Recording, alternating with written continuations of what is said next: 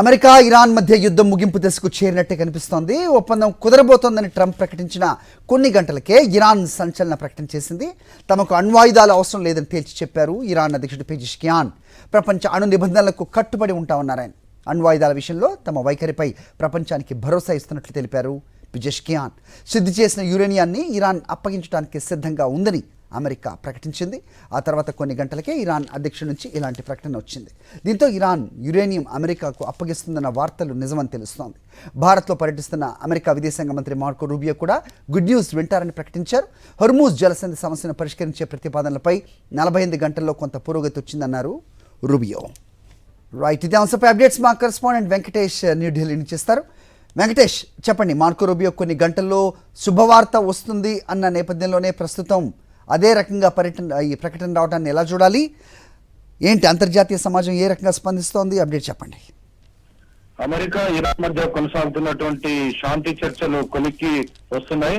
అతి కొన్ని గంటల్లోనే ఒప్పందం కుదిరేటువంటి అవకాశం ఉంది. ఈ మేరకు ఒక గుడ్ న్యూస్ వినబోతున్నారని అమెరికా విదేశాంగ మంత్రి రూబియో కూడా కొద్దిసేపటి కింద ప్రకటించారు. ఈ ఉదయాన డొనాల్డ్ ట్రంప్ కూడా నెగోషియేషన్స్ చివరి దశకు చేరుతున్నాయి. సో ఏ క్షణమైనా కానీ ఈ డీల్ కుదిరేటువంటి అవకాశం ఉందని చెప్పారు. సో ఆ నేపథ్యంలో కొద్దిసేపటి కిందట ఇరాన్ అధ్యక్షుడు పెజెష్కియాన్ కూడా తమకు అణ్వాయుధాలు అవసరం లేదు, ఖచ్చితంగా గ్లోబల్ ఆర్డర్ కు కట్టుబడి ఉంటాం, ప్రపంచ శాంతి సుస్థిరతకు ఇరాన్ దోహదం చేస్తుంది, అణ్వాయుధాలకు సంబంధించినటువంటి నిబంధనలకు కట్టుబడి ఉంటామని ఇరాన్ అధ్యక్షుడు కూడా ప్రకటించారు. అలాగే ప్రపంచ దేశాలు కూడా తమ దేశం పైన దాడి జరగకుండా అవసరమైనటువంటి సహాయ సహకారాలు ఇవ్వాలి. ఆ మేరకు global trust, global coordination, cooperation ఉండాలని కూడా ఇరాన్ అధ్యక్షుడు మాట్లాడినటువంటి సందర్భం.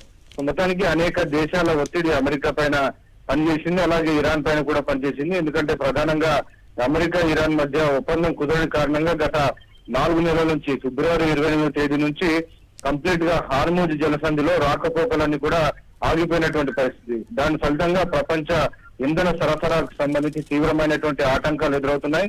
మన దేశంలోనే మనం చూసాం, 10 రోజుల్లోనే 3 సార్లు పెట్రోల్, డీజిల్, సిఎన్జి ధరలు పెరిగాయి. దాని ఇంపాక్ట్ ఇతర వాటిపైన కూడా పడినటువంటి నేపథ్యంలో ప్రపంచ దేశాలను కూడా ఈ డీల్ కుదుర్చుకోవాలని ఇరాన్ అమెరికా పైన ఒత్తిడి చేశాయి. సో ఆ నేపథ్యంలోనే ఈ డీల్ కుదుర్చుకోబోతున్నారు. అతి కొన్ని గంటల్లోనే దీనికి సంబంధించినటువంటి అధికారిక ప్రకటన రాబోతుంది. ఆ మేరకు ఇరాన్ కూడా తమ వద్ద ఉన్నటువంటి దాదాపు 400 కిలోల శుద్ధి చేసినటువంటి యురేనియం కూడా అమెరికాకు అప్పగించేందుకు సంసిద్ధత వ్యక్తం చేసింది. సో దాన్ని ఎలా తీసుకెళ్లారా, దానికి సంబంధించినటువంటి ఫైనల్ టాక్స్ అని కూడా జరుగుతున్నాయి. సో మొత్తానికైతే ఇరాన్ అణ్వాయుధానికి అణ్వస్త్రాలకు సంబంధించినటువంటి విషయం పైన తమ యొక్క కార్యక్రమాన్ని ముగించినట్టుగా పేర్కొంది. ఖచ్చితంగా ఆ మేరకు ఇరాన్ భద్రతకు, ఇరాన్ పైన దాడులు జరగకుండా ఉండేందుకు ప్రపంచ దేశాలు కూడా తగినటువంటి భరోసా ఇవ్వాలని కూడా ఇరాన్ డిమాండ్ చేస్తున్న నేపథ్యంలో ఎనీ మూమెంట్ ఈ అఫీషియల్ గా ఈ డీల్ కుదిరేటువంటి అవకాశం ఉంది. అదే కనుక జరిగితే ఖచ్చితంగా ప్రపంచ ఆర్థిక వ్యవస్థ కూడా మేలు చేకూర్చినట్లయితుంది. లేదంటే ఇప్పటికే అనేక సంక్షోభాలు మనం చూస్తున్నాం, ఇండియా కానీ మిగిలినటువంటి దేశాల్లో